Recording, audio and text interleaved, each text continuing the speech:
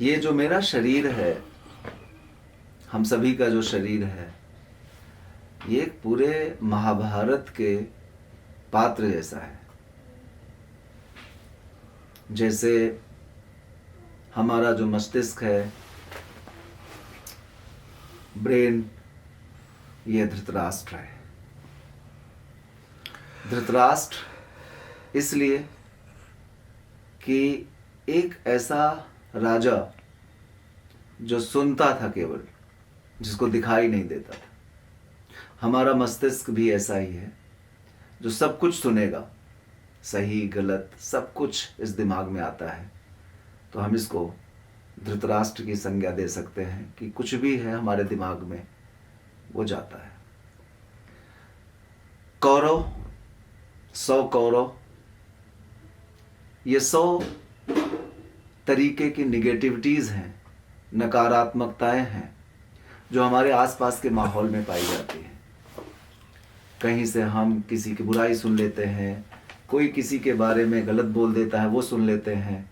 तो ये कौरवों के जैसी हैं जो हमारे आसपास मौजूद हैं, यानी धृतराष्ट्र के आसपास मौजूद हैं। और ये बहुत आसानी से हमारे दिमाग तक पहुंच जाती हैं, या कह सकते हैं कि अवेलेबल है हमारे माहौल में। तो ये 100 कौरवों का रूप लेकर हमारे आसपास है। पांडव, 5 पांडव कौन है? ये 5 पांडव 5 सेंसेस हैं हमारे, 5 सेंसेस। और ये 5 सेंसेस यूनाइट हैं, तो पांडवों के द्वारा, इन 5 सेंसेस के द्वारा हम कौरवों पर विजय आसानी से प्राप्त कर सकते हैं। तो 5 सेंसेस का होना बहुत ज़रूरी है, और 5 सेंसेस ही हमारे ये 5 पांडव हैं। अब बात आती है कि 5 सेंसेस को यूनाइट करने वाला कौन है, कौन सा चरित्र, कौन सा पात्र? तो मुझे लगता है द्रौपदी। द्रौपदी का मतलब है पैशन, पर्पस, लक्ष्य। हम इसे द्रौपदी का रूप दे सकते हैं। द्रौपदी ने एक बहुत ही यूनिक, पर्पसफुल डिसीजन लिया। वो क्या था कि दुशासन के ब्लड से अपने केश को वो धुल के तभी बांधेंगी।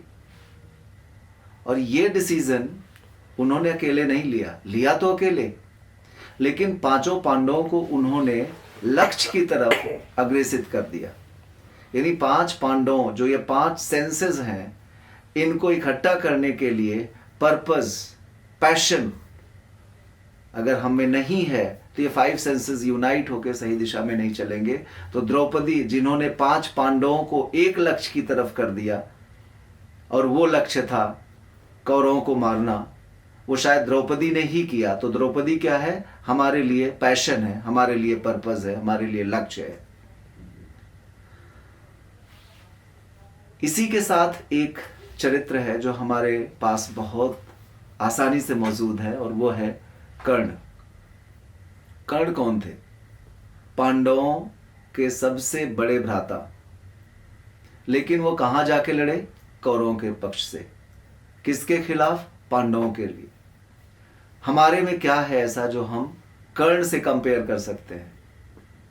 तो कर्ण से कंपेयर करने के लिए हमारे अंदर बहुत बड़ा ईगो है, जो 5 एसेंस जो पांडव हैं उनके खिलाफ खड़ा कर देता है। ये ईगो कर्ण जैसा ही है, जो बहुत तेज है, लेकिन खड़ा है कहां पर? कौरवों की तरफ।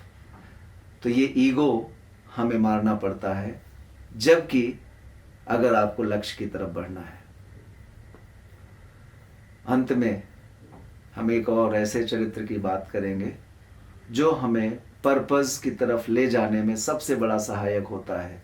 5 एसेंस, 5 पांडव को सही दिशा में ले जाते हुए द्रौपदी पर्पस को अचीव कराने में सारथी की जरूरत थी। और सारथी कौन थे?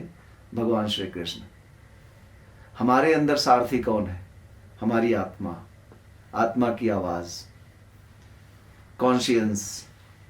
हमारा जो कॉन्शियंस है, आत्मा की आवाज है या आत्मशक्ति है, यही वो सारथी है जो कृष्ण का रूप लेकर हमें 5 पांडवों को इकट्ठे करके पर्पसफुल लक्ष्य की तरफ ले जाती है। तो मुझे लगता है कि धृतराष्ट्र से लेकर कृष्ण तक, हमारे मस्तिष्क से लेकर और आत्मा की आवाज़ तक ले जाने में एक पूरा जो महाभारत है, अगर इसको हम बहुत अच्छे से समझ पाएं तो हम 100 कौरवों को मार सकते हैं, 100 बुराइयों को नष्ट कर सकते हैं, 100 निगेटिविटीज़ को अपने आसपास आने से बचा सकते हैं, और लक्ष्य की तरफ पर्पसफुल हम आगे तरफ बढ़ते हुए आत्मा की आवाज़ रूपी सारथी पर बैठकर या इसके दिशा को देखते हुए हम लक्ष्य को प्राप्त कर सकते हैं। तो इसलिए अपनी आत्मा की आवाज़ को अपना सारथी बनाइए, अपने 5 एसेंस को पर्पसफुल यूनाइट करके लक्ष्य की तरफ ले जाइए और विजय प्राप्त करिए। धन्यवाद।